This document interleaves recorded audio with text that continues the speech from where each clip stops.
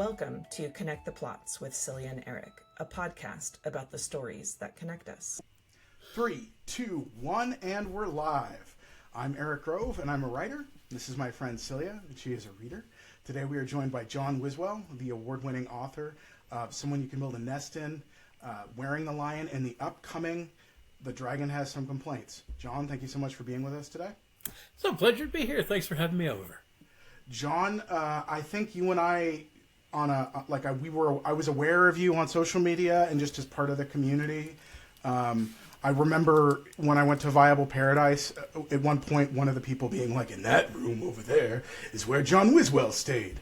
So I think you were a prior year, and there were already tales. Wait, he was part of the lore of your intake into Viable Paradise. To be fair, I think it was somebody that specifically was friends with you. He may have even been from your class, and was just mentioning people that were in his class, and was like, John and so was in this room. But what really stuck with me when we first interacted one-on-one, and this is probably more on my end than yours, is that I was the assistant producer for the Nebulas for 2023, and you were nominated, and all nominated authors, we requested them to appear on Zoom, appear in person, or give us a video. And you did a video acceptance speech for if you would have won. One of the weird things that people might not realize is that we have to prepare for all eventualities on the production side for those award ceremonies.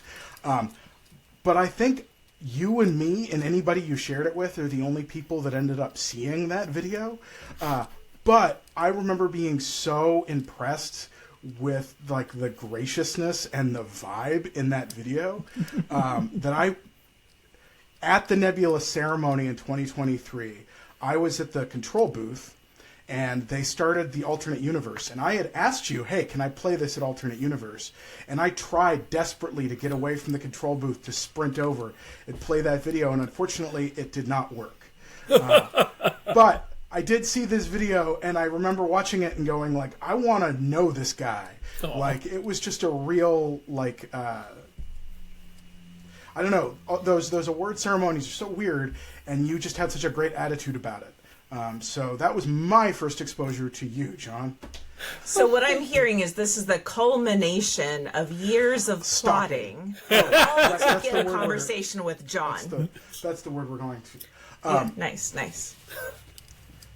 And then, so I also saw you when you were right before 4th Street Fantasy. You did an appearance at a bookstore in Minneapolis. And I wanted to ask you about this because before the conversation started, you were riffing about your favorite X-Men characters. Mm-hmm.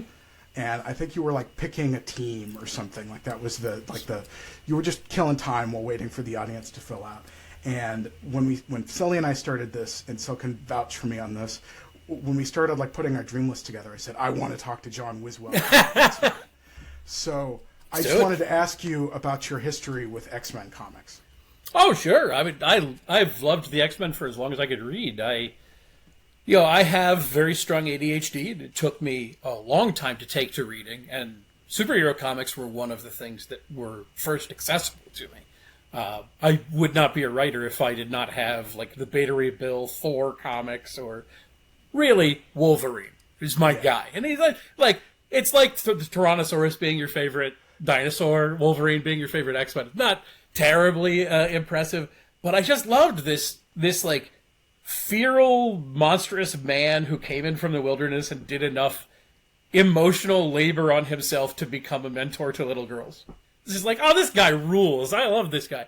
And so I've always found the X-Men fascinating, whether it is your straightforward heroism or the weird side. The X-Men splitting up into two teams to play baseball with each other. And should it be legal for Colossus to be able to swing? Given that he could punch the moon, is it fair that guy gets to have an at-bat?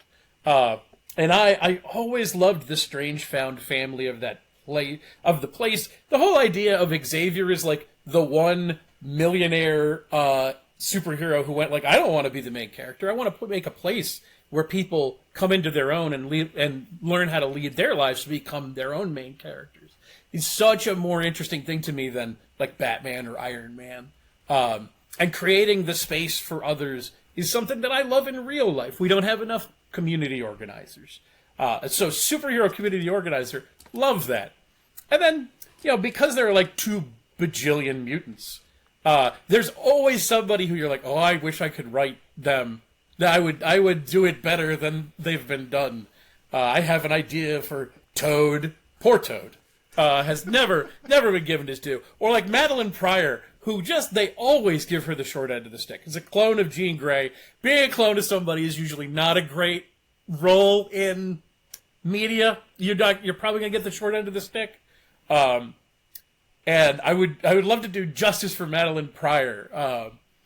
And over time, great writers cycle in and bring new angles. Like Charlie Jane Andrews did a really fun riff on some of the mutants. Gail Simone, who is a master of found family writing, is doing an X-Men book right now that's fun. Jonathan Hickman was the one that really captured my imagination, though. He did this saga of X-Men, because the X-Men is sort of the story of false binary, of Magneto versus Xavier. Do we try to make peace or do we try to make war? Which is like a complete lie. It's a distraction, right? In real life, that's simply a narrative that prevents progress. Is just fool people into not paying attention. And Hickman went like, for superhero reasons, they realized neither of their visions would work. They're both destined for failure. What do you do then if you both know you're going to fail? And I loved Xavier's response to learning is like, I need to talk to Erik. Like right now. And I'm like, yes, caring about other people is my thing.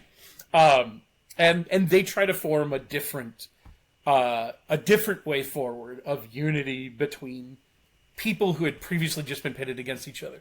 I love the hell out of it. And I won't lie. That whole Krakoa era was an influence on The Dragon Has Some Complaints, the homeland. I would not have guessed that, but now that you say that, I can kind of see that. Yeah, so I adore the X-Men. They always have another meaning you didn't expect hidden in one character or another. Well, that's like a life goal checked off. I got to talk to you about the X-Men, so that makes me really happy. I'm struggling so hard to not go into the Gambit and Rogue, the pairing and why they're the best ever, and I love them both. They're just untouchable. Instead, I'll just. We were rewatching the cartoons, my spouse and I, and the first time Cam came on screen and goes, Mon petit, and I'm like, do you blame me? No, you do not. Look at that. I don't care about that cutout. That's the cutout in the shirt. That is a bonus. Come on. Can I ask you a Rogue and Gambit question then? Oh, yeah. Yeah? Yes, okay. please. So, on the one hand, we have a lady who is extraordinarily risky to touch. Her whole life is a gamble. On the other hand, we have this guy who's always lived on the outskirts of the law. Do they have the wrong names? Did they switch at one point? Or were they just destined to be together? Yeah, right. That's it. Yeah, this has got to be one of those things that if they plotted out far in advance before they created these characters, they're like, Damn it. So I want to say that you already started answering my first official question. Ooh. Because we always start with, John, what is in your book DNA? What are the stories and the books that created the structure of who you are today, and the books, maybe the books you're writing today? I love that question. I've been excited to by the prospect of this, because I think you both know any writer is the result of hundreds of inspirations, and they're lived and they're read and they're watched and they're seen and they're modeled. You get an impression off of a person, and it turns out that's not even what they really are, but that left an impression on you. That's what I don't want to be, or that's what I really want to live up to. And so what I tried to do was boil this down to 4.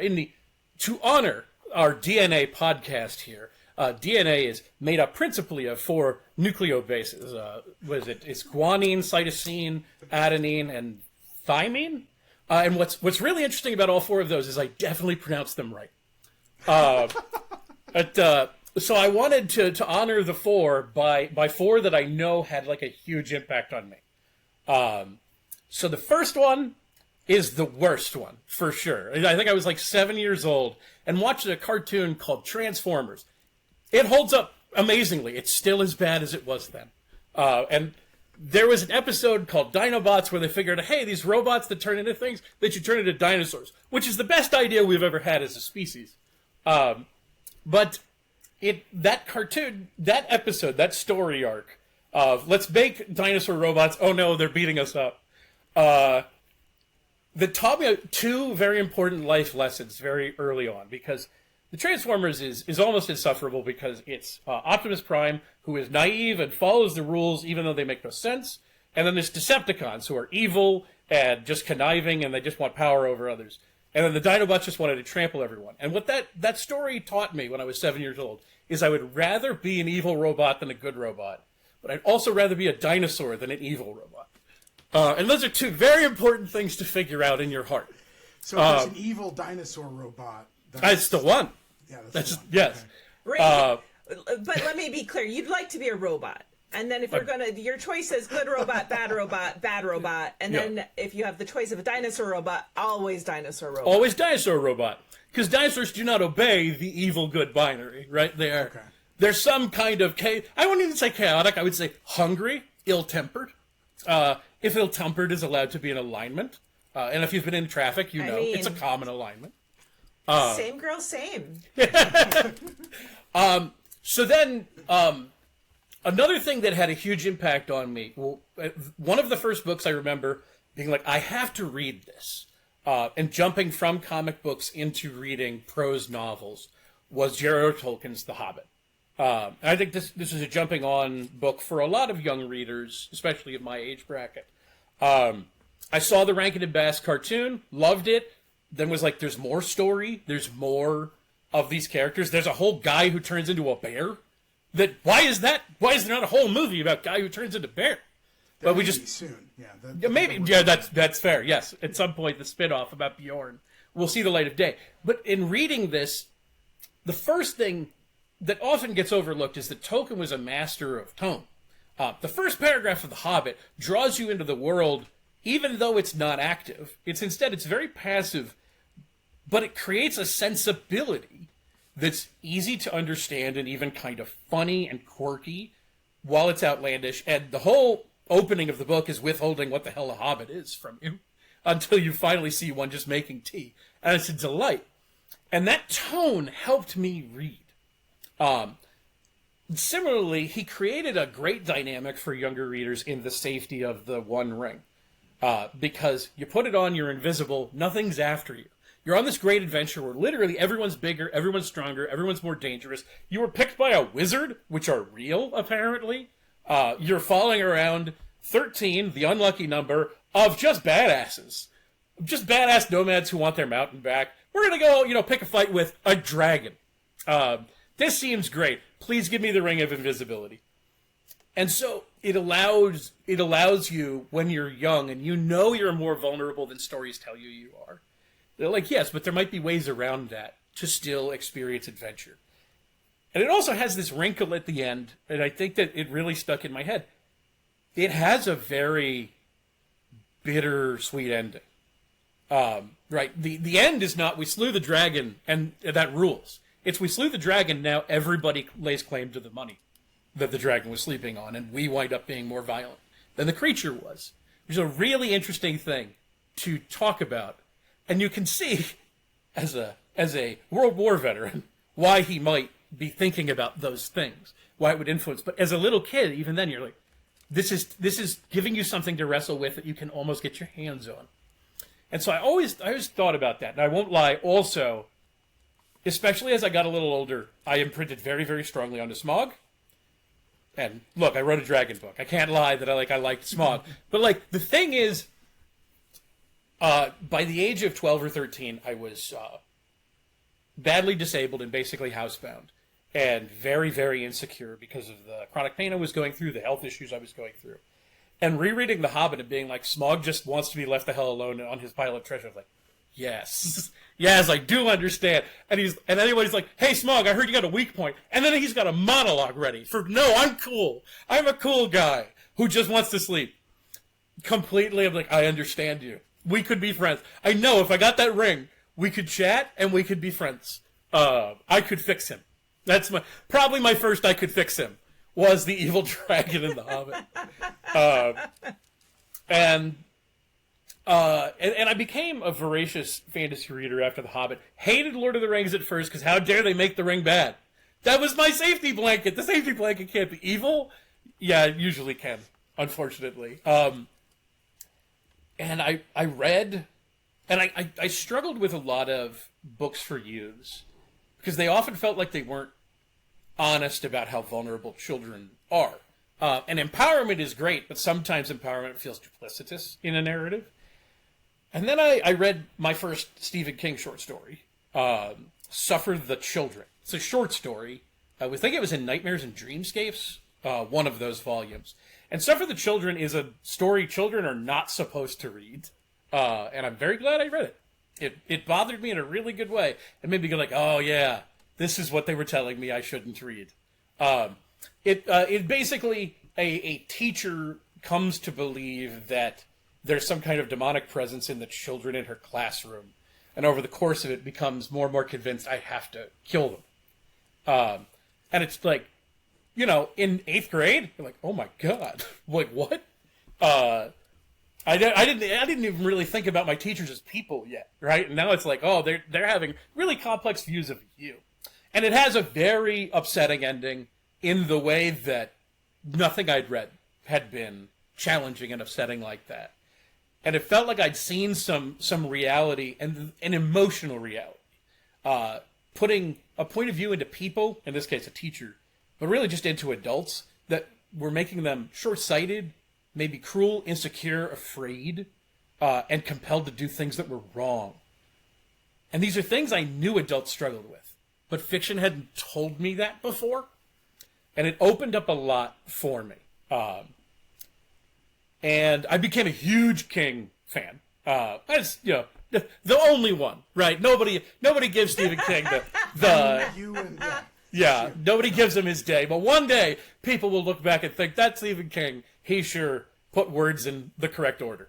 But I would say the last one that really rocked me and really changed me was a manga. I got lucky that I got access to manga or Japanese comics or whatever you want to call them. And Rumiko Takahashi was an early favorite writer of mine.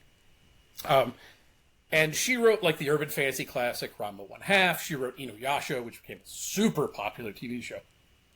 But my first exposure was Urusei Yatsura, which was almost like a science fiction sitcom. Basically, this boy, to save the Earth, he has to like catch this alien girl by the horns, and he does this in the first chapter. He rescues the world, not realizing by winning he has thus accepted an arranged marriage to her. And this is like, oh, that's great. Okay, yes, that's definitely what I want at age 14.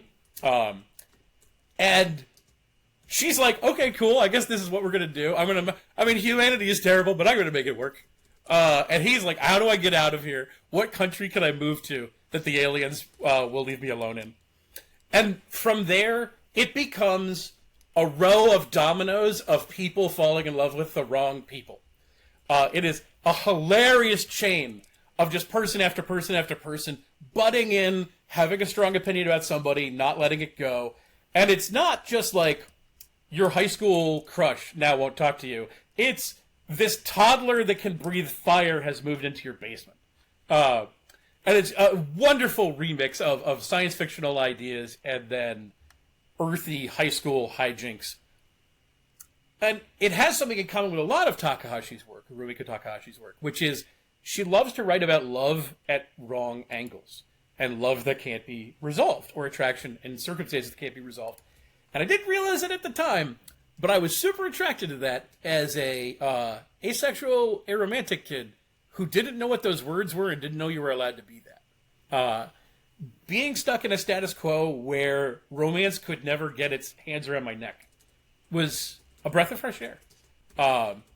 And of course, it would be years before I understood exactly why those things spoke so hard to me. But I didn't have aromantic or asexual authors or characters available in any literature. Those words did not ever come up, except that asexuality meant another thing, that things split in half and then reproduce asexually. And so I feel like she gave me a weird psychic gift without knowing what she was doing. I'm so grateful. But yeah, and I know Ursa Yitzhar is nobody's favorite except mine. It's so weird, though. And I love how gosh darn weird it is. And the last thing is, that bundle of weird characters who won't leave each other alone forms one of my first found families. And I love a found family. I love people who get stuck together and then understand each other in ways that the context they came from couldn't. The people around you couldn't. But these new weirdos do. And I've loved that my whole life. Whether it's Gail Simone's comics or Farscape or even, Gimli, Legolas, and Aragorn just running around with their swords and axe body spray. I adore a found family. So those are my 4 nucleo bases. The only way that I can remember because I did take biology courses in college. Like my method to try to remember, the different. You gave them, but I can't remember them. But I can remember the initial letter from the movie Gattaca, which is all formed, as I recall, from the. That's from your the mnemonic. Yeah, yes. That is it. And I'm just like, well, I know there's a G, an A, a T, and a C. Yes. And then I'm like, and I think they all end with an een, so that gets Right. me like a third of the way there. But it's the movie Gattaca is just. It just exists purely as a memory tool for DNA components. It's also like sorry, John. I was just going to say, I do know Urusei Yatsura and Ranma 1/2. I took Japanese in high school and won a scholarship to go and take use my summer vacation to go to high school in Japan for 6 weeks. Cool. And then it was my original undergrad major, and I don't think I have any of the comics left that some friends gave me, but I do for sure have a Ranma 1/2 poster still. It's awesome. So How did you get interested in Japanese comics, John? I mean, like you said, you had the opportunity, but how did that present itself? The internet started creeping in, and it dragged stuff with it. Also, I hung out with the nerds in school, and some of them were like, "Yo, I got a fan translation of this comic," or I got fan subs of this thing called Dragon Ball Z, and you're gonna really like it. And of course, they were Marty McFly in that case. Yes, it turns out your kids are gonna love it. And a part of the core appeal is that mangaka are writing from completely different influences. They have similar human experiences, urges, things they struggle with, but it's a different culture and a whole bunch of different history that's getting remixed through relatable personalities. And so going from The Hobbit to Dragon Ball is oh wow, fantasy can do a lot. How come everything is just guys with swords and boiled leather? We could be doing this thing over here seems awesome. And so it expands your horizons. And so word of mouth and people lending things and then pointing towards fan sites helped a lot. And then a decade later, manga exploded so big you could get it in Barnes and Noble. It was easy. Right. And that was awesome. Getting an actual physical copy was great. Then the biggest thing was well, is it flipped so now that it reads like an American comic because manga reads the other way? You're you don't know, you're actually supposed to hold it this way, man. You feel very if you're 13, you feel very cool. Then you're no, I know the appropriate way to open this book. Yeah, and there's such creativity, and to this day, there's amazing creativity. One of my favorite fantasy series of the last decade is Kamome Shirahama's Witch Hat Atelier, which I guess has just been adapted as an anime, but I haven't seen it. The art is so gorgeous in that book. I would be terrified of trying to adapt that to animation because it's so detailed. It's just sumptuous. Yeah, but anyway, that's I continue to just love the creativity that exists. It's not even, well, I like manga. Well, I like novels. You know, I like people being real weirdos with an art form, and that's a global experience. It's all stories. Yeah, I think what I find fascinating whenever we have a chance to learn about people's formative influences is I always want to go to that next step and find out like, well, who put a copy of The Hobbit in your hand?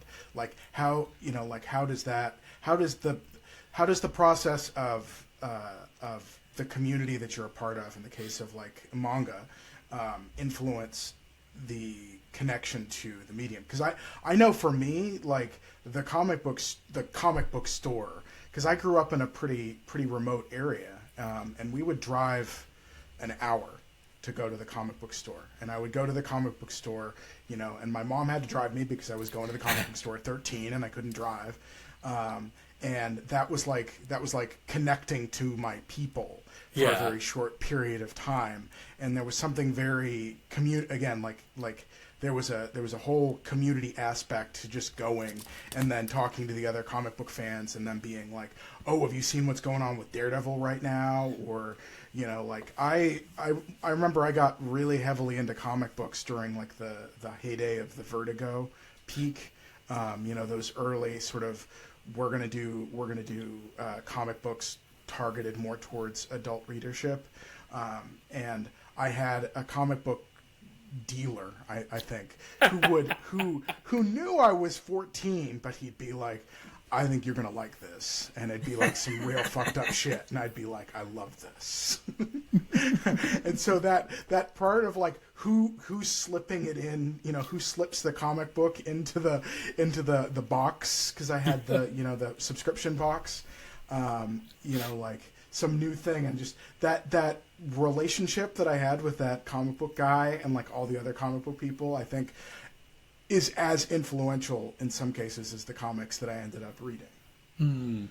So I find that really interesting. Yeah, a community can just be amazing. I'll admit that I never had that rapport with any comic book sellers. I would just be going in and being like, what looks gnarly? What looks out of this world? Like, Evil Ernie doesn't have intestines, he just has green flame. All right, I'll take whatever you've got of whatever Evil Ernie is. I'm all in. There's 4, Superman's dead and now there's 4 of him and one of them's a Terminator. Like, all right, cool, Terminator Superman it is. Whatever was strange, I would be attracted to. That heyday when Ghost Rider was huge. Like Ghost Rider would just be a guest star in every comic book because everybody was like, I want the guy in the black leather with spikes and the flaming skull because that's awesome. Yeah, like Ghost Rider and Venom and all of those like 90s bad boy characters. I guess I remember being all over the place. Yeah, one of the greatest covers. Sorry. No, you go. One of the greatest comic book covers of all time is one of the She-Hulk covers that is like Wolverine, Punisher, Ghost Rider, and at the very bottom, She-Hulk is like, notice it doesn't say they're in this comic. Yeah, they always, with She-Hulk, they always had a wink about that sort of stuff. So I'm sorry, you were going to say something. Oh no, I was going to point out, you were talking about how Urusei Yatsura had like that comedy of romances gone cockeyed. It makes me think of like Shakespeare liked to do that, right? Like with Twelfth Night and other things. It's like, hey, you know what'd be funny? People falling in love with who they're not really supposed to. Let's see where this goes, right? And of course, Midsummer Night's Dream and like all of those pieces. But I love what you were saying about how so many of the manga are based in non-Western or European literature bases, right? Like, I think back to the different Edo period samurai poems, or like Kabuki no and Bunraku theater, and like that is, I think it's more common for people to be familiar with it, in part because of the internet, but also, you know, I'm assuming you went to high school in the 90s like Eric and I. Yeah. Yes. So like back then, it was like an underground market to get the video cassette with the if you were lucky it had subtitles, more likely it was like really bad dubs, and you were just like, there's no way they could be saying that, and it was just like a really bad transliteration. Is there any other, when you think about those kind of lineages, right? So or maybe going back to The Hobbit and the influence of World War I on Tolkien and the themes he grappled with. And you look at your books that have come out so far. What are some of those major or minor formative influences, aside from, you know, these DNA particles, these DNA building blocks, that upon reflection, maybe you didn't know it in the moment, but reflecting back, you're like, oh yeah, that's totally feeding into this. Yeah, that's an interesting question. The lesser parts of DNA. One of them is that early on I took novel points of view for granted, and then just sort of took people who didn't do them as like, well, you're just a lazy writer, as opposed to like, this is like, of course you did something that's not as interesting. For example, I thought Beowulf was super cool. Then I read John Gardner's Grendel. I was like, oh, that's how it should be told. This is incredible. And it's really funny, and it's profane, and there's a depth of character. Also a phenomenally memorable dragon. A real weirdo, on like the dragon weirdo scale, a 10. And I became so enamored with stories that looked at their narrative through a lens that normally wouldn't be told. And of course, Grendel, who just exists to be scary and get killed off at the beginning, and then Beowulf will do cooler things. Treating Grendel as an entire character it was something novel. I'd say this came out of comic books as well. The mainstream, Superman will always have a comic, Spider-Man will always have a comic, but here's a one-off of some character that you never get to see the life of or the point of view of. These things feed into the desire to look at the world from more angles than normally gets covered or expressed, and to see what's inside of the thing that's normally treated as, let's say, scary. Because I'm about to publish my third novel, but I've published dozens of short stories, and a lot of them are from strange points of view. I've written 2 different disabled dinosaurs at this point. I've written from the point of view of a haunted house, from the point of view of a werewolf who's just trying to hide before the moon goes full so he won't hurt anyone. From a familiar, rather than the vampire. There's lots of sexy vampires, but a familiar trying to break his bond. And I think a lot of that just straight up came out from, well, sometimes Nightcrawler could be the main character. Or like, we're going to... It's funny because it's a classic, but like, if you grew up with Tom Sawyer, oh, it's weird the sequel's from Huck Finn's point of view. And of course that's a huge hit, right? And it's like, well, why shouldn't you? Then you should always do that. The next book should be somebody else in that world. Which, P.S., Percival Everett's James is pretty damn good. But I love seeing stories from the points of view that don't get their due in the story. And that's a great appeal of retellings, but it's also just fun to play with the big trope toolboxes of genre fiction. I love horror, but then I spend half of a horror story being like, well, that ghost probably has a bad existence. Like, that's probably rough. And you can't prescribe Thorazine for a ghost. Like, the survivor of the story, at least, is going to be able to get therapy. And so I know those things crept in. Every piece of folklore that you pick up that's like, and this scary thing lives in this woods, I was always like, oh, well, that's an invitation for a story. Why isn't there a story about them? Why are they just a peril? Why are they not a narrative? And that's a thing that's always been compulsory to me. And of course, that's shown up in like Shisheshin, the main character of Somebody Could Build a Nest In, being like a blob monster who accidentally, falls in love with the lady who's trying to hunt and kill her. Which have we not all been? And like writing Wearing the Lion, one of the first things I wanted to do in remixing Greek mythology was give Hera a point of view. Because Hera usually gets reduced. Despite being the queen of the cosmos, she often gets just like pigeonholed down into nothing. And I wanted to let her grow and flourish as an actual character, rather than just like Zeus's bitter wife, which is that's not a fair fate. And then similarly, like, okay, there have been a lot of retellings of Heracles, but never about the trauma of what he went through would have done to him, which to me would be like, isn't that the inciting incident? Isn't that why he does everything? I want to see what that did to that man's heart. And so that angle, even taking a familiar character and then just seeing, like, well, what's always left in shadow when he's strong, is in my DNA. Well, one of the things I was so excited about with The Dragon Has Some Complaints is, number one, the protagonist is the dragon, and I am hardcore Team Dragon at all times. Anne McCaffrey's Pern world is what brought me into science fiction and fantasy. And at the drop of a hat, I will go off on appropriate dragon taxonomy and why dragons have 4 legs and 2 wings. And I'm sorry, George R. Martin, your described are wyverns. They're not dragons. How dare you? There's 2 wings and 2 hind legs. That is a wyvern. And I want to hear how you got to the dragons having multiple heads.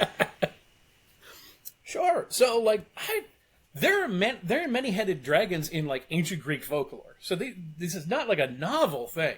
And it's not just hydras. I mean, like, the oceans were supposed to be patrolled by many-headed dragons, and the gardens of the Hesperides are supposed to have many-headed dragons, which is why you wouldn't want to go there yourself. You'd want to send Atlas. Who apparently is, like, fine with dragons. That's a story that could be told, by the way, is Atlas rolling with dragons. But, so, at some point, I knew I was going to write I knew I was going to write a dragon book sometime. I told my mom, like, I got this idea for a dragon book. She's like, of course you do. You have had that since you were 5. You always have dragon ideas. And I really latched on when I came up with a character. I'm a very character-driven writer. I think the point of a story is to express a person, or preferably multiple people, the bonds between people. In this case, it's a 3-headed dragon, right? It's not a single head at the end of a single neck. He used to be a 4-headed dragon before a cannon accident. Poor Lefty. Now, there are 3 heads on this dragon, and that let me tap into something. And when a character lets me tap into something personal, that's when they really come alive for me, especially when they disagree with me, when they live in a different direction. Shisheshin was neuroatypical, but did not self-loathe. Loathed the world for being different than her, rather than having internalized ableism about it. And in the case of Garudai, the 3-headed dragon, it was that with 3 minds constantly in combat over 1 body, it really felt a lot like my neurodivergent ADHD self. I am always fighting with myself. I'm always fighting over the right thing to say, the different urges, and no amount of prescriptions is going to subdue what is actually my personality. Right? I can be brought to a certain level of functionality, and I do take medication, but I will always have ADHD. I will always be me. And the notion of a 3-headed dragon where there are literalized multiple personas and urges and drives, all of which are rational to some extent, right? You got Bottomhead, who's basically like a feral cat, just wants food. Can I go sunbathe? What do you mean we have to get up? I chased a ball. It's a cannonball we're being shot at, but there's a ball. Centerhead being your angry curmudgeon, the classic dragon who wants to just rain fire on humanity. And he remembers very bitterly Lefty's death and the day they were shot out of the air, and they haven't been able to fly since. Their wings are ruined. And he feels like everything's been taken from him by humanity. He wants revenge. And then there's Upperhead, who is totally normal. He's my boy. He's your team Upperhead? God. Great. Yeah. I just need to file my taxes. Yeah. Can I just go home? My wife must be so confused. Yeah. So Upperhead thinks he's a human and thinks all of this is just a delusion, and someday he's going to snap out of it, these other heads are going to go away, and he's going to mow his lawn and do his taxes. And he can't wait. He's going to do so many boring chores. He cannot wait to stop being a dragon. Or stop thinking he's a dragon. And so the three of them are obviously in constant conflict with each other. But also, like, Upperhead is frequently having a fearful response to being in a war zone. That's not unrelatable. Centerhead is deeply bitter towards the people who have hurt him. That's not unrelatable. Bottomhead wants to go to sleep. Who amongst us cannot relate to I just want to go to sleep? And so their constant conflict is very fun, and I love a good character dynamic. Seldom does a character give you a dynamic on his own. And it is fun to write a character who is a he and a they, a singular and a plural, and just, it depends on the context. Well, that's what I am. And at the same time, there's the attempts of harmony and reconciliation. What commonalities do these disparate parts of you have with each other?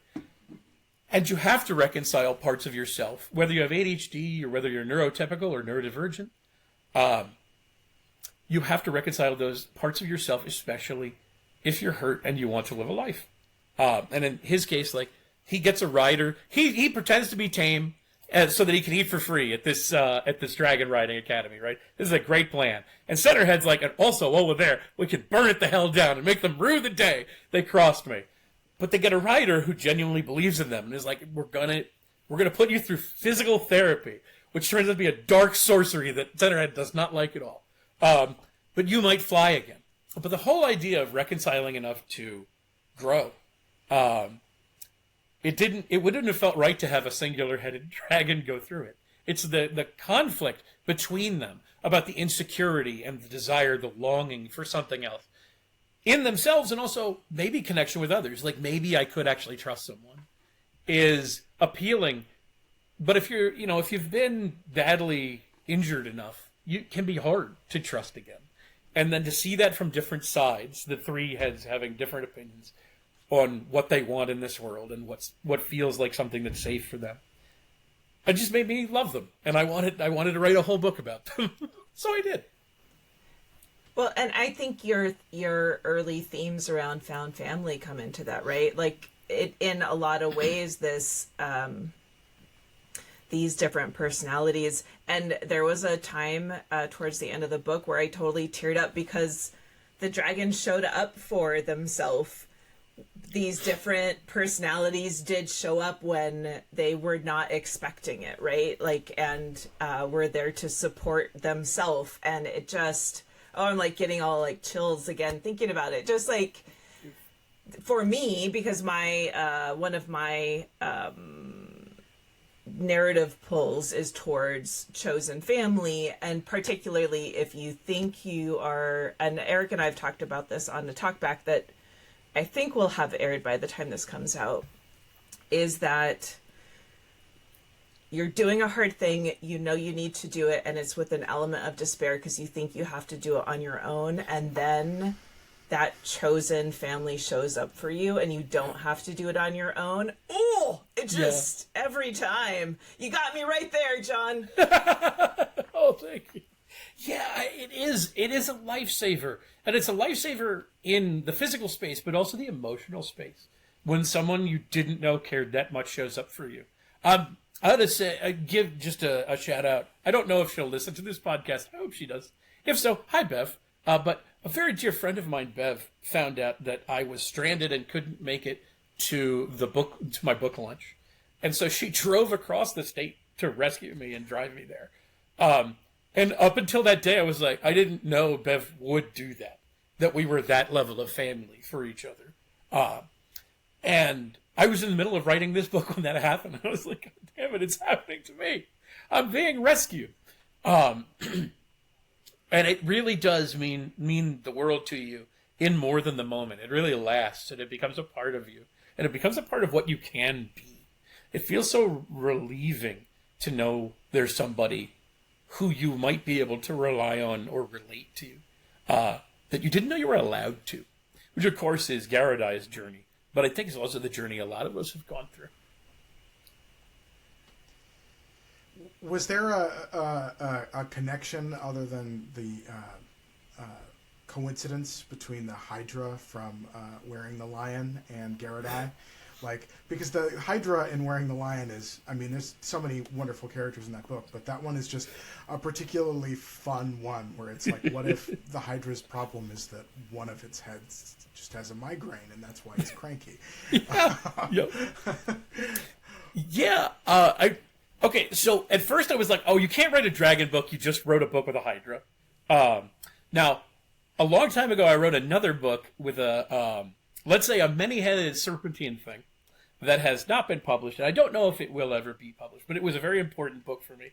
And my agent read that and rejected that, but in her rejection went like, I love that thing. That serpent thing is really interesting. So I was like, all right, so my attachment to serpents is not only my attachment to serpentine creatures. And so when I knew I was going to write Wearing the Lion, I'm like, well, I'm going to make a sandwich out of this Hydra. And it's very fun to, so the Hydra's idea is the more heads it grows, the worse the migraine gets. And so cut my heads off until there's only one of me, and then I can think clearly. And I actually know a lot. Nobody's ever tried to talk to me before. I'll tell you anything you know. Just please cauterize these neck stumps. I need to just be me. And so coming off of that, I was like, when I was like, oh, well, can I do a many-headed dragon? Wait, the Hydra aspires to not be a many-headed dragon. The Hydra is the solitary-headed thing. So technically, I can still play with the many-headed creature. And I think this was the right order to write things in because Lagi, as I call them in Wearing the Lion, but the Hydra is a wonderful supporting character, but having multiple personalities within the same body is really a point of view that I would want to tell a whole story from. Yeah. I'll probably write more serpentine things someday because they're like Marge Simpson with the potato. I just think they're neat. As they're like biting me, I'm holding them up. I love the different kinds of cognition you can play with there. The different creatures give you a lens into different ways of looking at life, and sometimes that reflects your own experience back in India. I've always seen myself more in creatures than in human characters. It's just that it reflects something different about us. They're funhouse mirrors instead of a normal mirror. It actually reminds me a lot of what I mentally tag. I don't think this is actually a subgenre on the shelf yet, but Eric will tell me if I'm wrong, is like anthropologic science fiction. Ooh. So I'm thinking about C.J. Cherryh's Foreigner series, or the Julie Czerneda and oh my gosh, I'm gonna have to look up the series, but she has at least 2 or 3 different series where it's from the point of view of the alien, even though they look humanoid on the outside, and she really explores like what is it to be a person, not a human? Like what is it to be a sentient? And what do your like if you're instead of a primate hierarchical grasslands tree dwelling,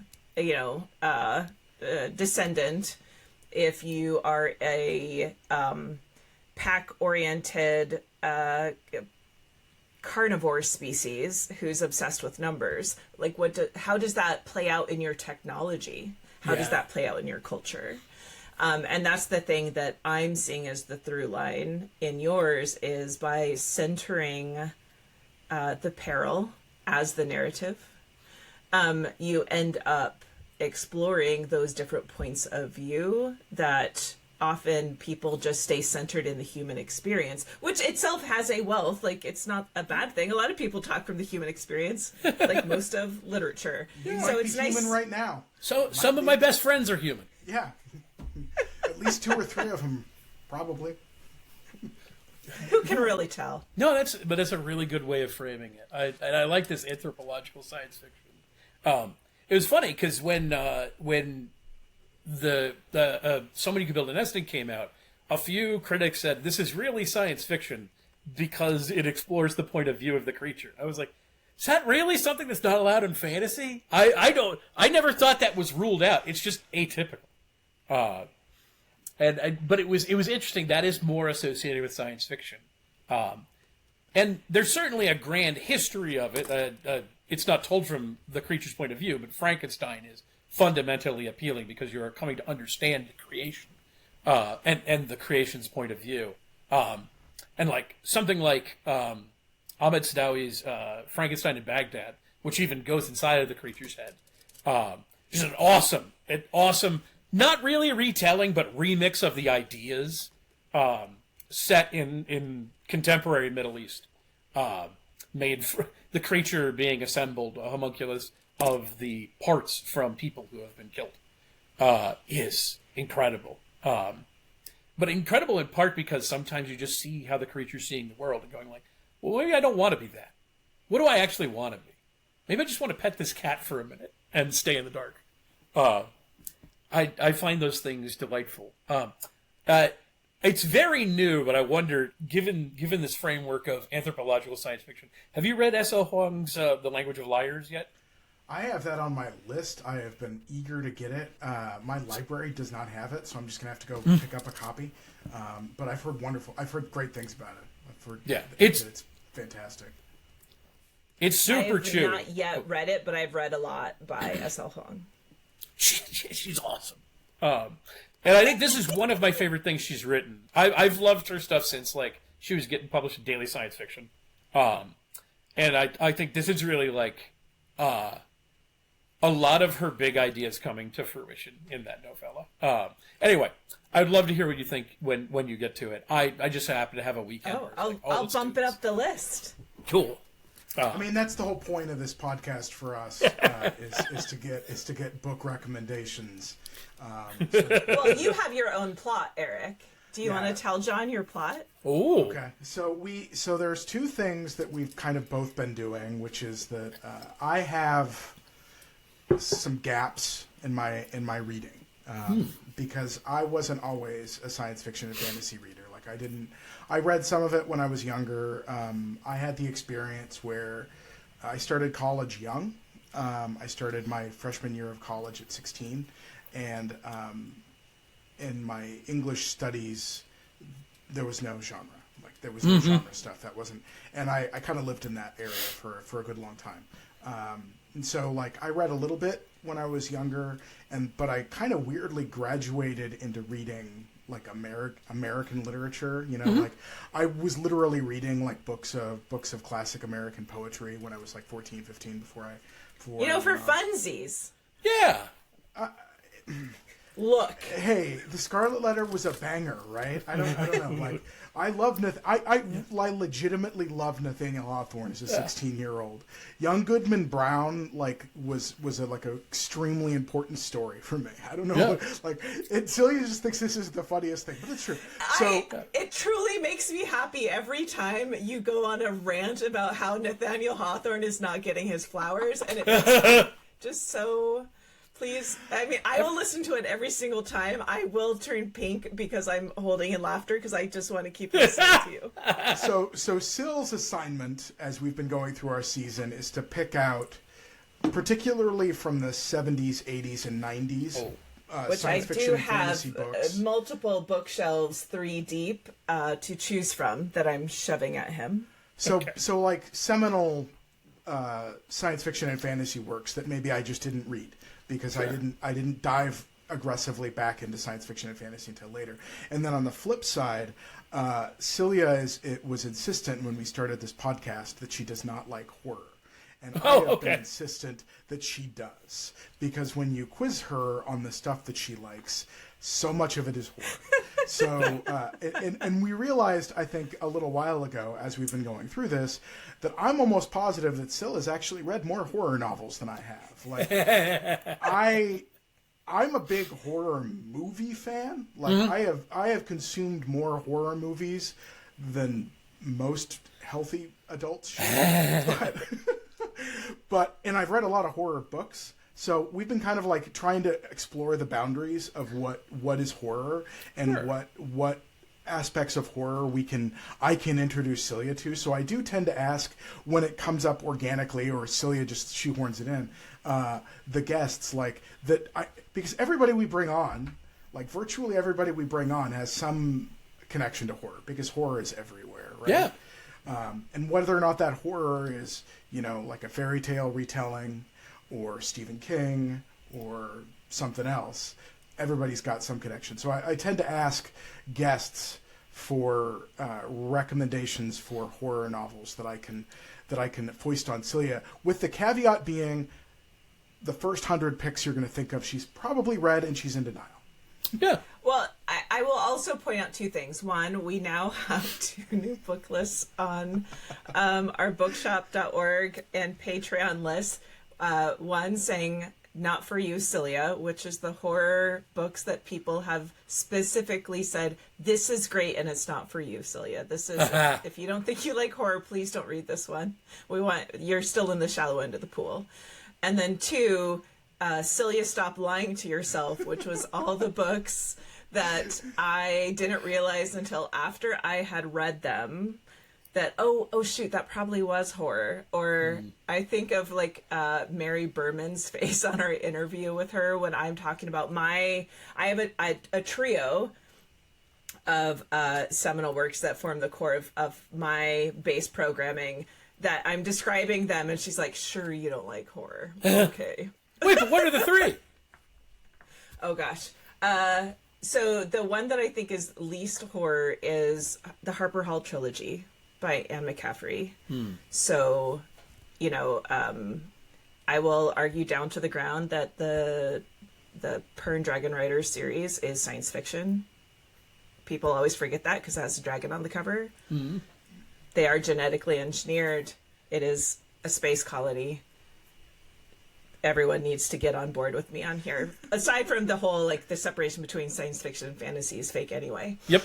And the other 2 is I have audited from external sources. My recollection is accurate that I did teach myself to read functionally on a book of collected nursery rhymes and fairy tales, which was like OG Cinderella with the sisters getting their feet parts cut off and dancing in iron hot shoes. Yep. But also my most fond story is called How the Sea Became Salt. And the picture is black and red, and it's a man surrounded by demons. Ooh. And I'm like, oh, it's just so sweet. And then at 3 years old, seeing The Dark Crystal in the theater, and I still keep unpacking, 44 years later, the layers of that movie that is 100% in my core viewpoint of the world. It is the stained glass window through which I see the world and the world sees me. Yeah. I love these. So if we're going to talk about horror in particular, I think there may be a couple of questions I want to get a sense of the boundaries. Or your boundaries. So one is there an aversion to fiction that makes you scared or dreadful? So, Eric and I had a whole plotting episode about this, kind of around trigger warnings or consent in terms of theme. I don't like fear porn for the sake of fear porn. So the reason I thought I didn't like Stephen King for a long time is one of the first books I read was Misery. And it's just a terrible thing, bad power dynamics, gaslighting during torture. I don't like that. I just finished The Girl in the Creek. And that, I would say, is at the upper end, in part because of the ending, actually. I actually had a lot of fondness for the mycological horror of it all. that, like, yeah, it's just trying to, like, get to know the world and blah blah blah, and like the actual, like, what I would consider the true bad guys, I'm like, yeah, just fucking take them out, man. They deserve this. I don't like them. I didn't like the creeping dread of the end. I can't say more because it's a spoiler. Right. Yeah. It's like or I love Alien and Aliens. Event Horizon freaked me the fuck out. Because the ending of Event Horizon, there's that part where you look at his eyes and you're like, oh no, we didn't escape. There's no good thing. We're still trapped. Like, I need to end on hope. I need there to be a final girl. Okay. Right? Like, I need the efforts. The horror where it's like terrible things happen to people for no reason and you might as well give up because the horrors out in the world is going to get you eventually. I get enough of that in my daily life. I don't need that in my books. Sure.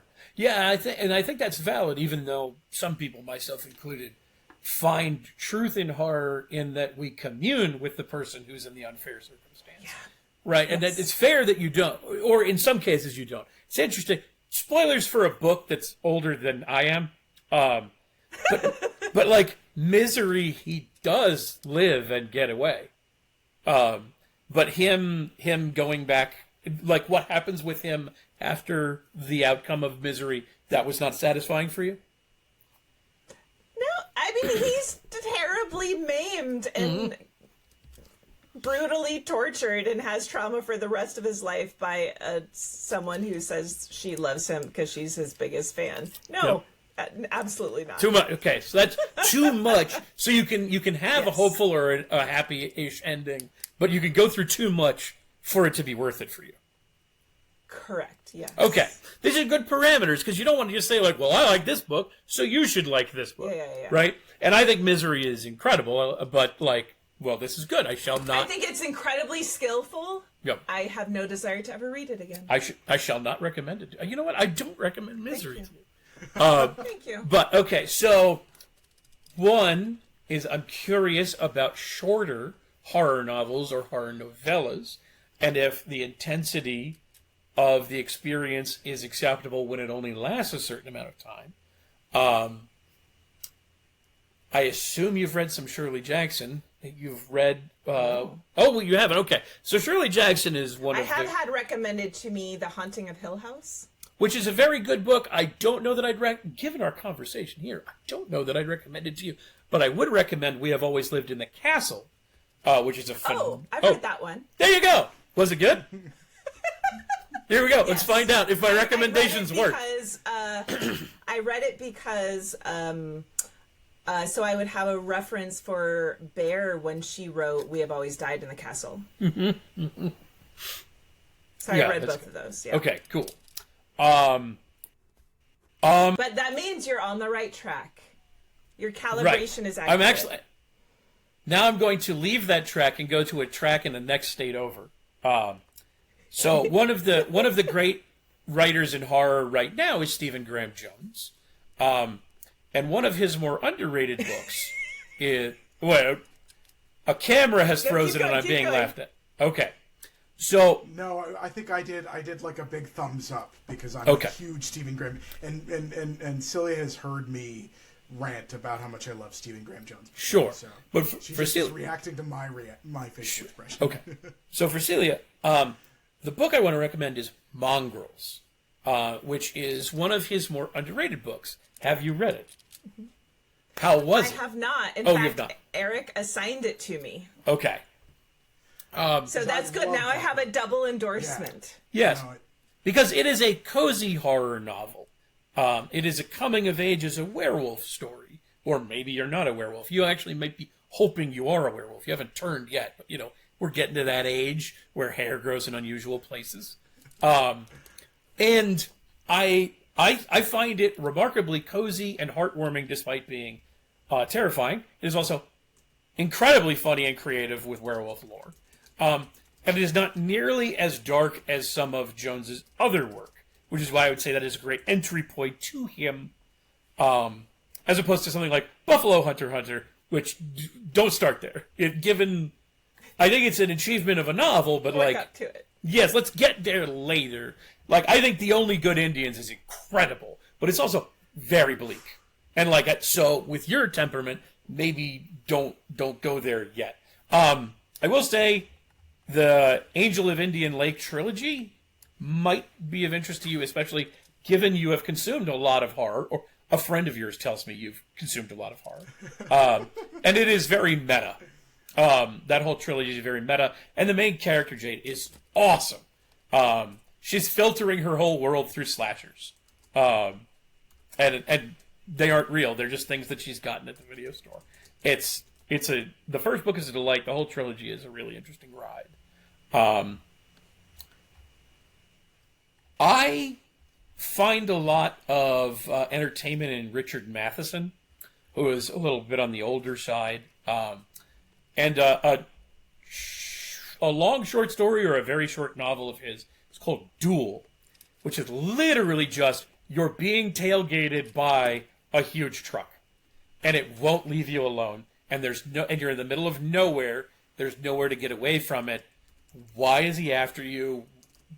What is going on? And how powerless we all feel when someone else takes advantage of us on the road.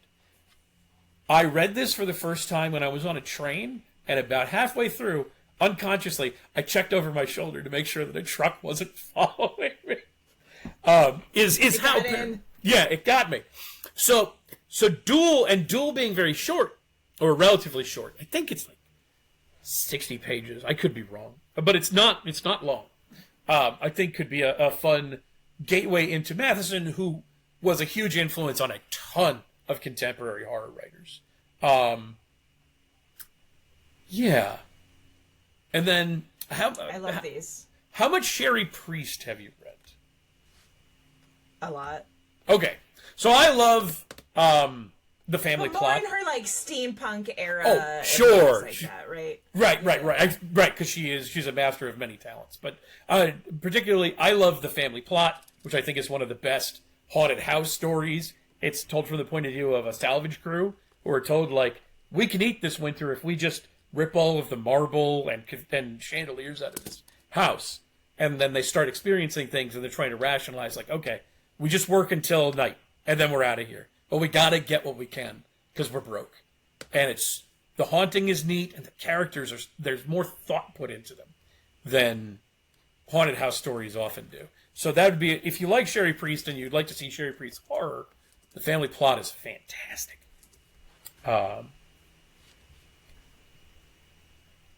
And then a general recommendation, I don't know how much short fiction you like to consume, but Nightmare Magazine regularly publishes fantastic stuff.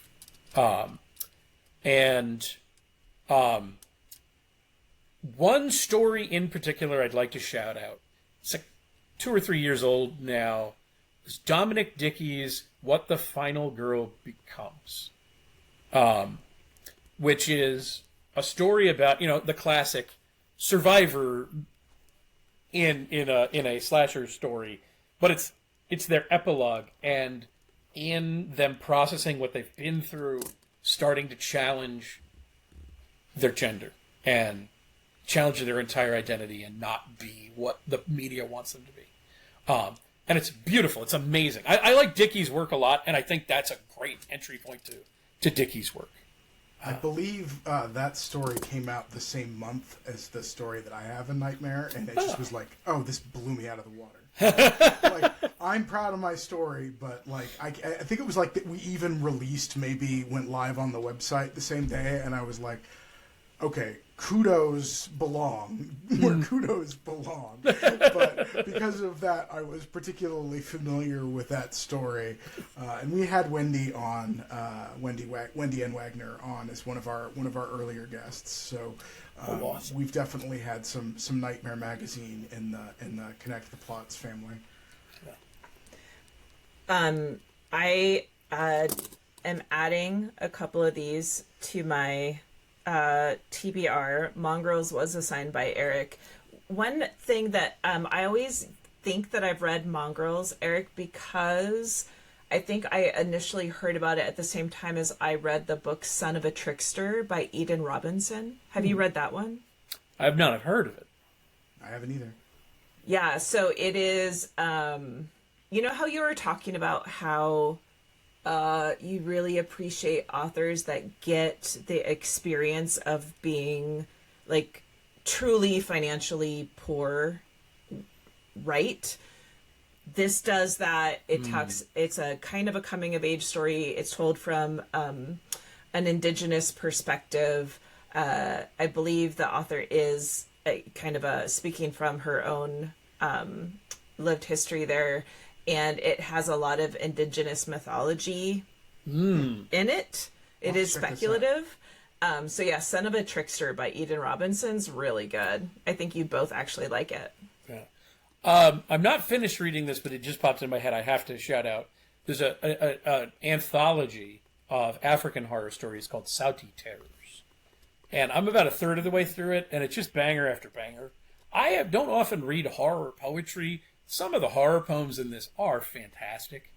It makes me want to want to read a lot more of that form, or that genre filtered through that form.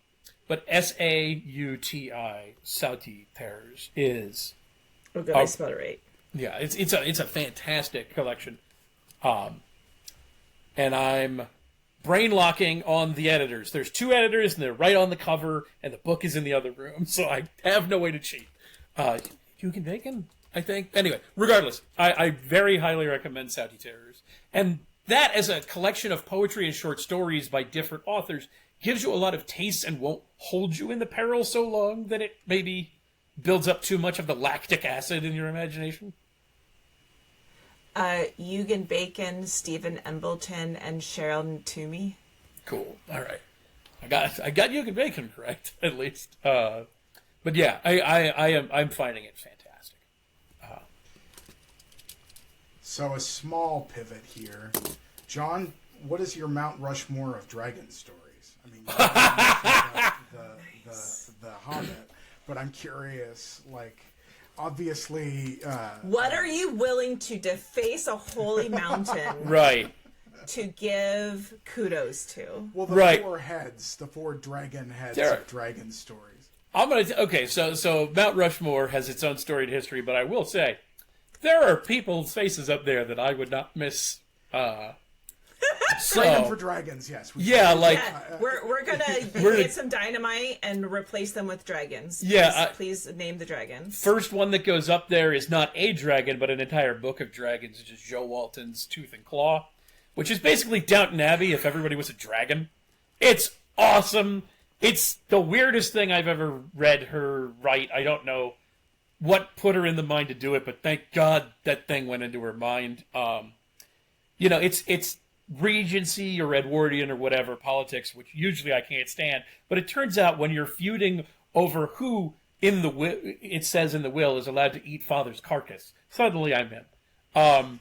Nice. It's so strange, and every time you're like, yes, this is how dragons are. They like hit you with like old English politics, and then you're like, all right, yes, this would be the power balance in Britain at about. They're flying. I love how she just hits you with a surprise pivot to the more dragon side or the more Regency side of it over and over again. And if you have a soft spot for literature set in that period, if you liked, and I'm not saying this is a Jane Austen novel, it is not. It is uniquely Joe Walton, but if you liked Middlemarch, then you can mess with this. This is it's a great dragon book, and it's a real dragon book. Because one of my problems in trying to summon dragon books is like, look, I love Smaug. The Hobbit is not a dragon book. He's in it for like 2 chapters. Yep. And so do I love Smaug? Yes. Does he go up on the mountain? Probably not. Am I going to tell Godzilla he can't be on the mountain? No, you, sir, can go right up. And in fact, we don't need to chisel you on there. You can just stand there next to the other heads and you'll be fine. Godzilla, the king of the monsters. Your position is that Godzilla is canonically a dragon. If he wants to be, he is. If he doesn't want to be, I'm not telling him otherwise. Is my position. I do not. My position is I do not tell Godzilla what to do. Yeah, that's a good point. Seems safe. Yeah, but he's dragon-like enough that I would let him in. And I just think it'd be very funny to have a living creature standing there next to the 3 carved heads. It's just one living head. But a prolific dragon. And then obviously one would like to put King Ghidorah up there as 3 heads on Mount Rushmore. But again, you can't do that. And there's no... Actually, there is a Godzilla book because there's the Japanese novelization of Gojira and Gojira Raids Again. There is no King Ghidorah book, so we can't say he is a literary figure in the way that Godzilla, an international man of letters. Right.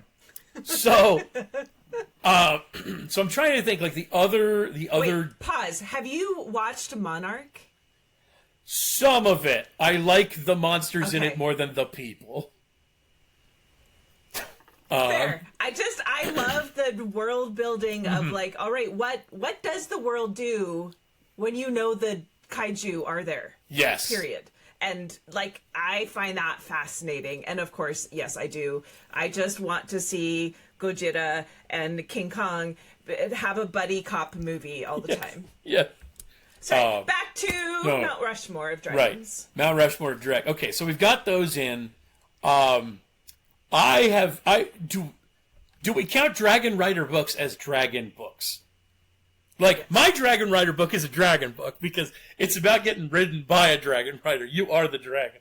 But, like, can Pern go up on the Mount Rushmore? Yes. Okay, so, like, yeah. we can put riders up there. I mean, I think L.R. Lamb's Dragonfall and Emberclaw are really fantastic. I think everybody enjoys Priory of the Orange Tree. Which is, oh my god, Samantha Shannon?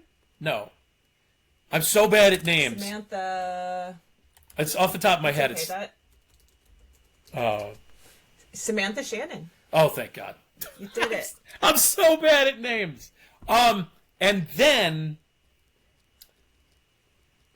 a Roger Zelazny short story called The Blank Problem. What the heck is it called? Is it called The George Problem? The St. George Problem? Anyway, basically, it's about a guy and a dragon who arrange to have fake fights where they'll move from town to town, the dragon will pillage, the hero will show up and slay the dragon will disappear to the next town and attack, and the hero will get rich from town to town and then split it with the dragon. And at the very end, you learn that the hero's name, spoilers on a story that's older than I am, the hero's name is George, meaning the legend of St. George was this con with a dragon. Business. It's the George business, thank you. But okay, so the George business, short story, but it still goes up because it's such a great shift of dynamic. I've already more than filled Mount Rushmore, but I will say, not a dragon book, but a dragon chapter, in Witch Hat Atelier, Kamome Shirahama's manga. How the little witch girls deal with the dragon is an A+. Like, this is one of the best ideas for how to get rid of a dragon problem that I have ever seen. Will not spoil that one. It's way too new. But I've already boosted that series, but that, and it's not about the dragon isn't the point of view, but one of the greatest resolutions to what do we do with this dragon, that I've seen. Kumihama? Kamome Shirahama. Shirohama. Or I'm wrong, which I do happen to be about names sometimes. But I thought it was Kamome Shirahama. Yeah. Yeah, we're building out a good team. I'm definitely on the spot forgetting cool dragons. I mean, the whole taxonomy stuff, if you like the biology of dragons, you probably like Marie Brennan. The Natural History of Dragons is so cool. My book is the opposite of The Natural History of Dragons. And to some degree, it's like, well, why chase that? It's been mastered. Like, as much thought, as much cool biology and physics and natural science as you could put into how a dragon might work that way. Marie Brennan nailed it. What my book does is dragons are this borderline unknowably weird, unique creature. And we're just trying to adapt science around what we can figure out about them. Have you read Gordon Dixon's The Dragon and the George? No. No, but all right. It's a good title. It was 1976, and it's in part the basis for the animated film, The Flight of the Dragons. Oh, I loved that when I was little. That's awesome. Yeah, I was watching that movie and I'm like, wait a minute, I've read this story. How have I read this story? But yeah, so it's pretty good. That's awesome. You've probably been asked this question already a million times, but I don't know if I've seen you answer it yet. So okay, maybe I just missed it. So there's that meme image of the three dragon heads. Oh yeah, you know what I'm talking about? Yes. Did that play into your thoughts on, or is that just like a funny coincidence? Because I've had people reply to me when I've talked up your book, being like, "Is it the story?" And I'm like, "Well, like." A little bit, like it's not entirely. Like I could see, it's not that story. No, yeah. So that meme is a drawing of King Ghidorah, the guy who I was going to put up on Mount Rushmore, and it's specifically referencing the 2017 film Godzilla King of the Monsters, which is the first one that gives one of Ghidorah's heads a slight personality. Two of the heads are just evil, but one is sort of distractible. And fan artists went wild with drawing this version of Ghidorah as the two angry heads and then the one goofier head. And that meme is the best representation of it. The fans dubbed that head Kevin. And there was a lot of like, we have to kill King Ghidorah, but what about Kevin? Which I really loved. And this went so viral that literally the director went, no, it's canon now. That head is Kevin. That Space Dragon's head's name is Kevin. And I mean, certainly, watching that movie, I picked up on like the 3 times where that head is slightly different. I wouldn't say that then made me write a novel, especially because I've written like 4 novels since that movie came out.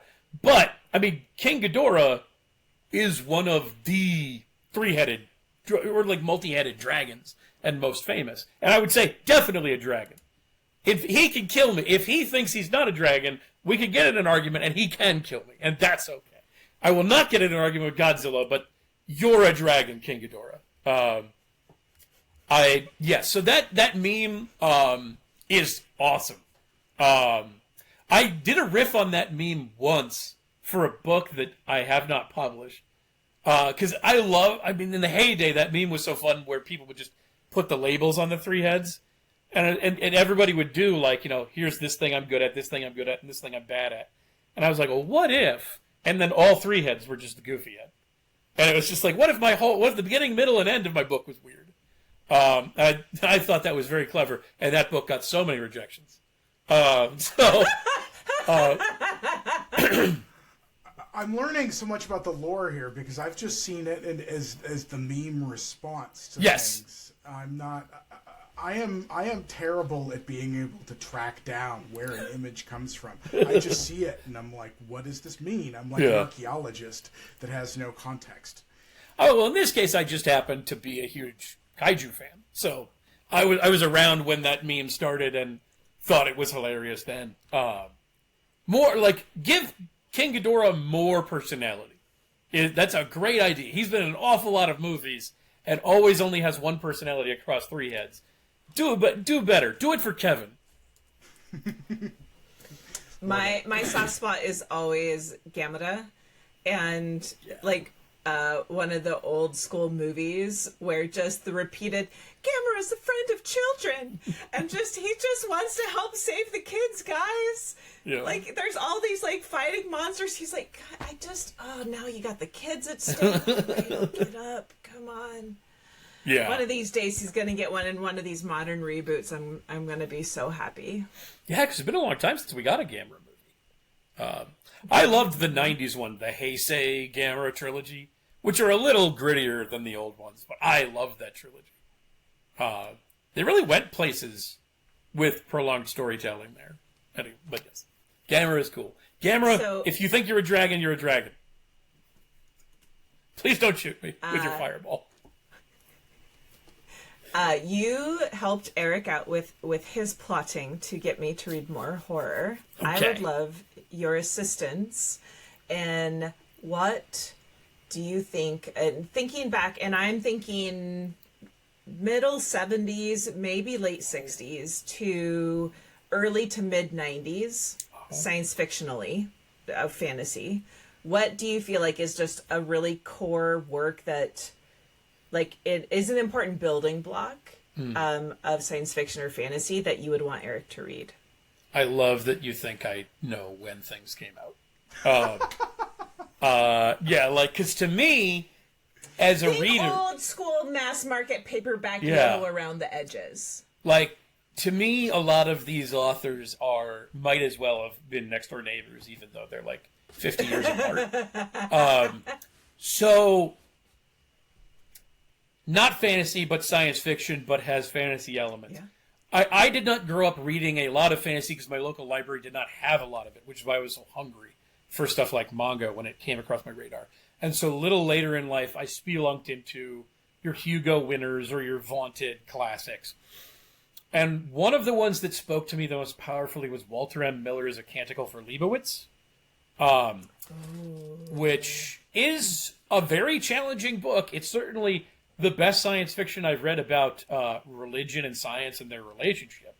Because usually, there's not actually a lot to be said about religion. Oh, you don't like it? Oh, thank you. This it is a post-apocalypse. It's set it was written during the height of the Cold War, and you can tell because this is a post-apocalypse where we have nuked the entire world and most of the population has died, and the survivors became very anti-intellectual because they saw science as this thing that had destroyed them, destroyed their lives. And the one bastion of knowledge is a monastery that views all of the knowledge of the old world as relics of God. And this we worship by collecting knowledge. And they live in a world where we have forgotten basically everything. The desert is supposed to be haunted by this demon that makes everyone sick. The demon's name is Fallout. Right? You get it. They don't. And they stumble upon, and there's this, the book opens hilariously with this one monk who just won't stop going to confession and has annoyed the head of the monastery so badly that he's like, your penance is just walk into the desert for a couple of days. Jesus, go away. And he does, and he stumbles upon what he doesn't know is an old military barracks. And he finds these things that he considers to be like, they must be drawings of angels. We realize they're blueprints. And he has found scientific knowledge, and he brings it back to the monastery and begins a series of very interesting conflicts as these things, they have a debate over, like, well, are these things that can be known? Are they abstract? I think that some of what I'm seeing here I could recreate in life. And the conflicts are not the standard science fiction conflicts around something like religion. One of my favorite conflicts is they developed the first electric light. Now, it's not really the first, we know, but they've used these manuscripts. But now, the only place you can put it is where we have the cross.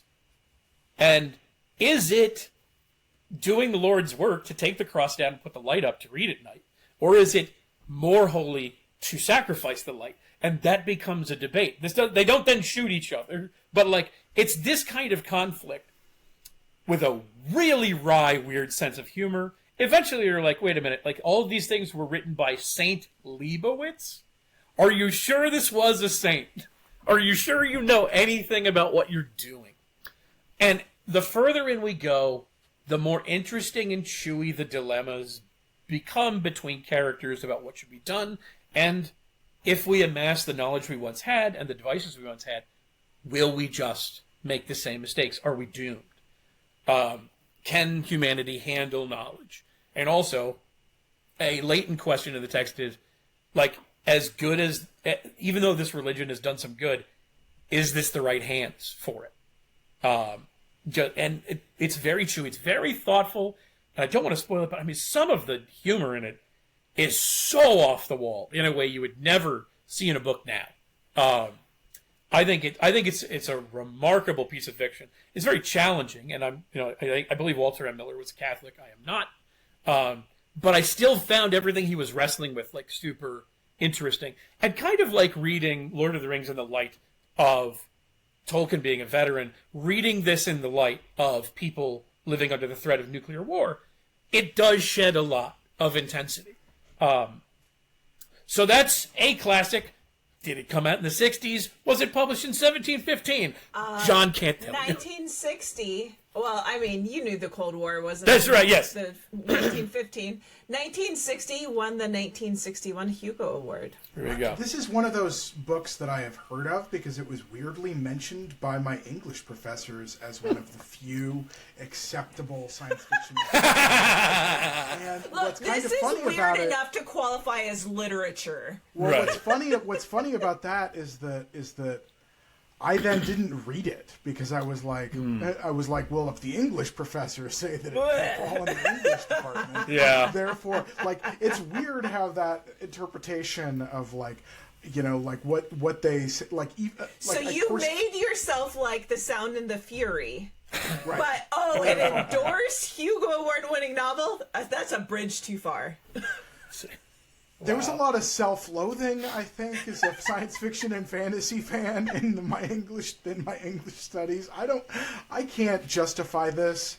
This is a separate therapy podcast about. I'm building a list, Eric, for our spin-off podcast. Beautiful. Mark needs a therapist about books. I'll throw two more in, or at least ask, how much Octavia Butler have you read? I've got one of those. Celia's asked me to start. I have not read any at this point. Okay. I've assigned Dawn as the first in the Xenogenesis, although apparently now it's called the Lilith's Brood trilogy. Okay, I hadn't heard that. All right. I mean, Xenogenesis. In my heart, it will always be Xenogenesis. Yeah, and also, like, that's the thing that's most memorable of those. Like, if you read them, the one with Xenogenesis in it, like, yes. Yeah. That one. And you'll get it later, Eric, because it's so chewy and compelling. I will give the Rebel pick then. For me, my start, and that made me an instant Octavia Butler fan, is Kindred, which has horror DNA in it, so it may go down smoothly for you. It is the only time travel book I've ever read where time travel is a curse. It's not a device. It's not a discovery. A black woman from Baltimore becomes unstuck in time and appears 200 years prior, and it's really bad. I mean, I cannot imagine getting more humanity, more social criticism, more character development, more emotion out of a single character's time travel than she does in Kindred. And Kindred isn't that long. It's a masterpiece. And I'm not usually a big time travel person. I've liked some time travel, but Kindred shook me, and it's got one of the most memorable final lines a novel has ever had. And no, I won't say it. But so I recommend Kindred, but also like Dawn. Yes, Xenogenesis books are really good. And then similarly, have you read much Ursula K. Le Guin? I have not. No. Okay. Again, these fall into the similar. It's I was 30 before I read any Le Guin. Like, I didn't know who she was. I lived in the wrong culture, right? So I just recommend Lathe of Heaven, which is a phenomenal novella, and that helps, right? If you're trying to taste somebody new, something a little shorter can go down smoother. Lathe of Heaven is this guy believes that his dreams are reshaping reality, and so he goes to a hypnotherapist who maybe starts implanting things, thinking, hey, maybe I could make the world better. I'll solve the real problems this way.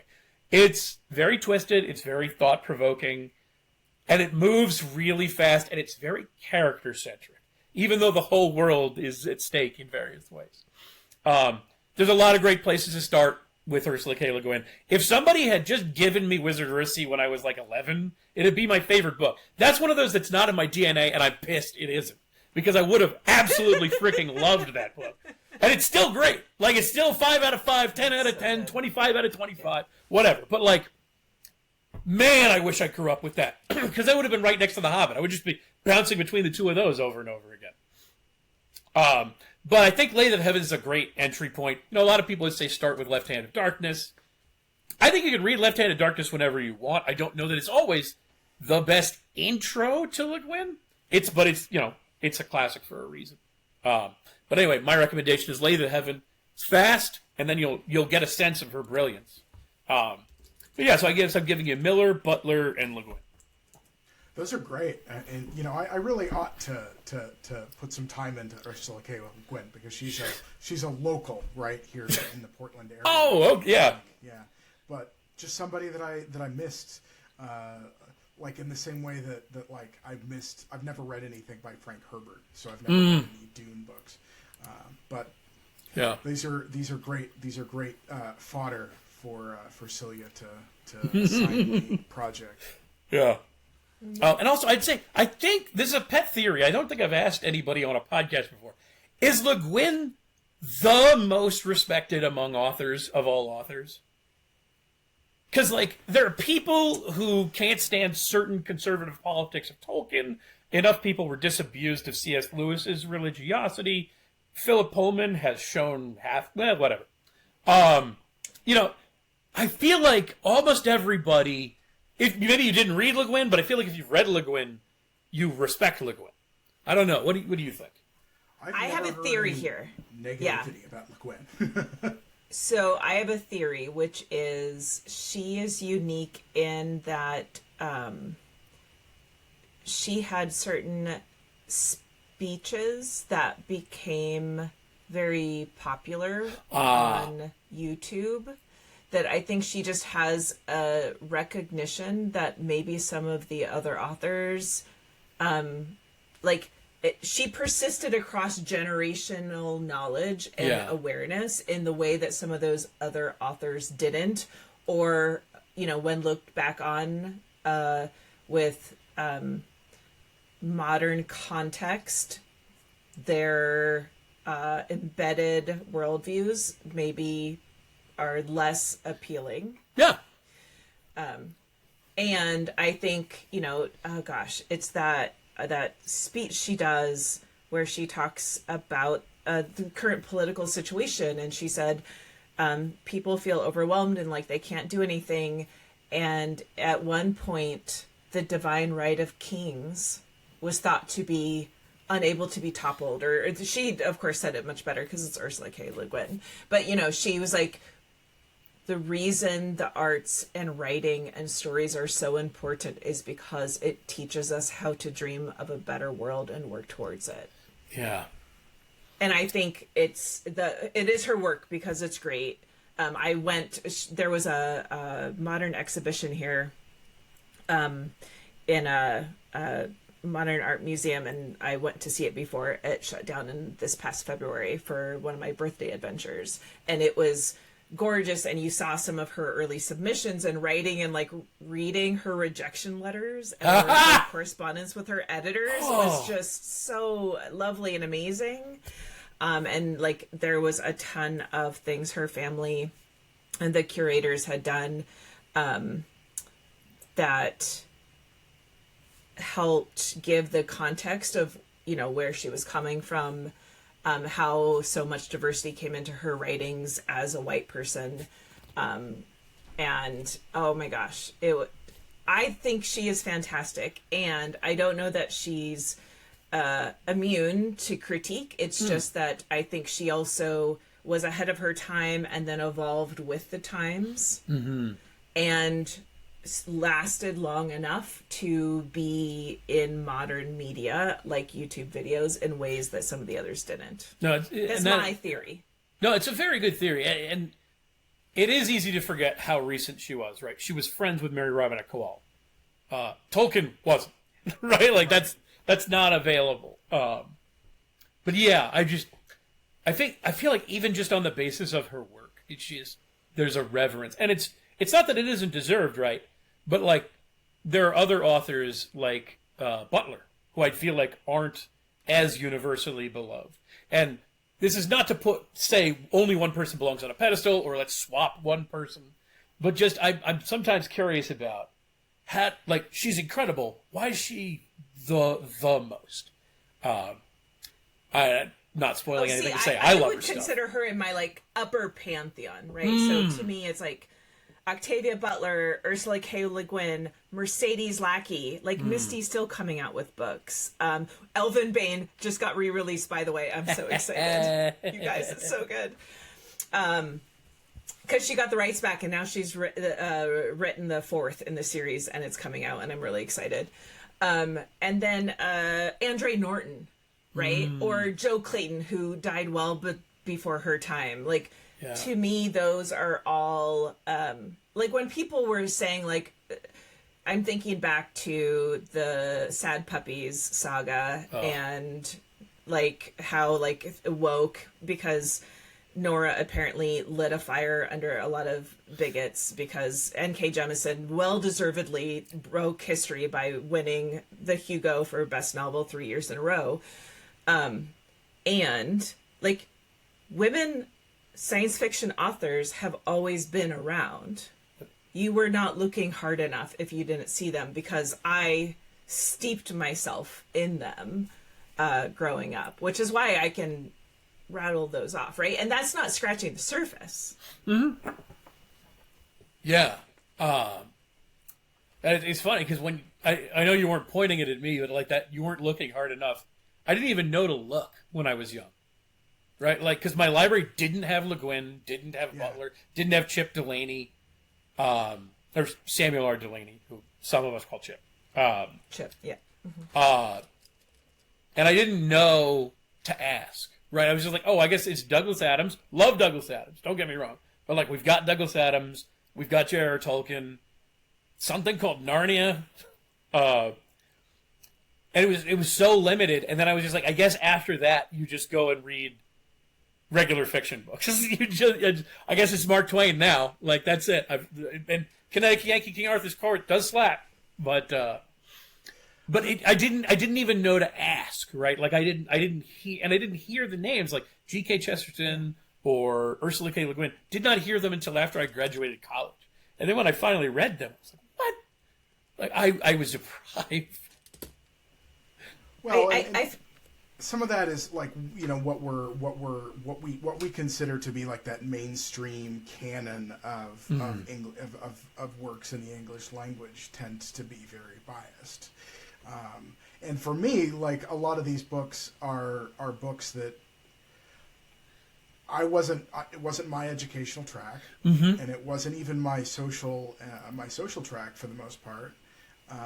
And so, you know, like I am owning the fact that it is useful to have people tell me what I've missed so that I can find them. Because sometimes when you dive back into there, you find stuff that you're like, like I read some Isaac Asimov thinking that I needed that for my foundation, and I don't think I did. I mean, it wasn't for me.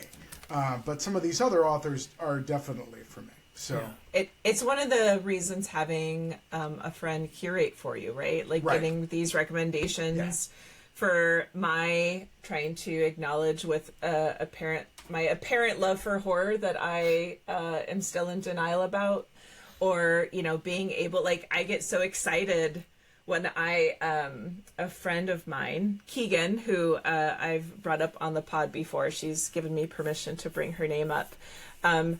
She was helping her one of her family members, like her great aunt, like pack up books and stuff, and she sent me pictures of stacks of books from the 70s and 80s saying, Celia, are you interested in these? I'm like lunging towards my phone. Yes. Oh my God, this is amazing.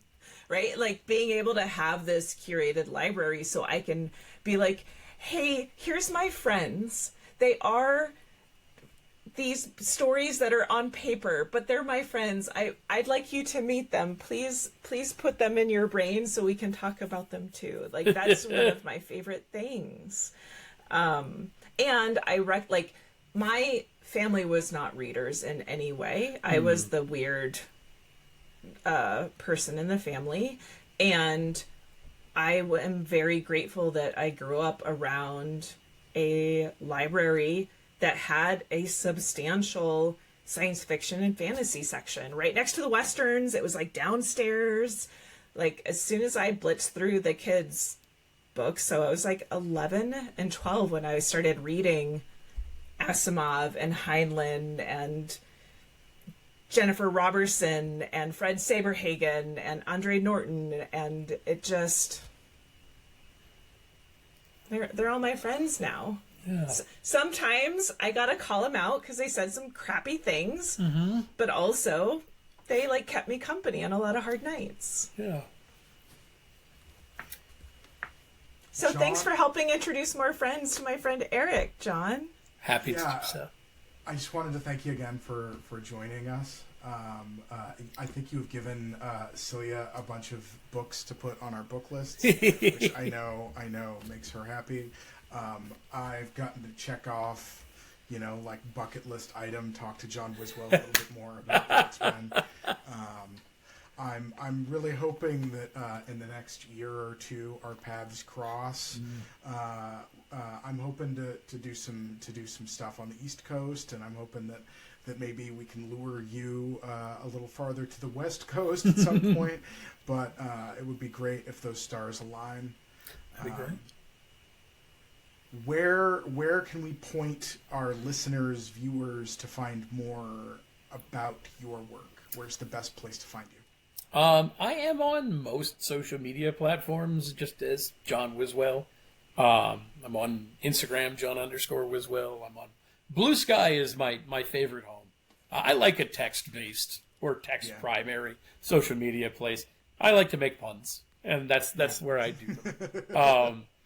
I mean, I've got the simple old Linktree / John Wiswell, Nice. which you can just find everything about me. And I mean, if you want, you can track me down to johnwiswell.blogspot.com because I just don't want to get rid of it. But yeah, those are easy places to find me. I hope a few people out there enjoy a good dragon. Oh, I'm sure that more than a few people will enjoy a good dragon. As a self-described dragon fanatic, I can and do endorse the dragon has some complaints. A+ top tier. I loved him. Oh, Yeah, excellent. I've gushed about this. I've posted reviews on social media about this. This is a favorite book of mine for the year, so definitely recommend it. Cylia and I will be talking about it, and probably in more detail next time, where we won't embarrass ourselves gushing at the writer. So we will have that. Like if you want to see like more hand gestures and excited people talking about it, Look. we will definitely be delivering that next time. Thank you again. Until next time, everybody, keep reading. You've been listening to Connect the Plots with Cylia and Erik. Thanks. Please connect with us on social media. We're Connect the Plots Pod on Instagram, Threads, and Blue Sky. You can also support us and gain access to exclusive content on our Patreon. That's at patreon.com/Connect the Plots Pod, all spelled out. Thanks for listening. We'll see you next time.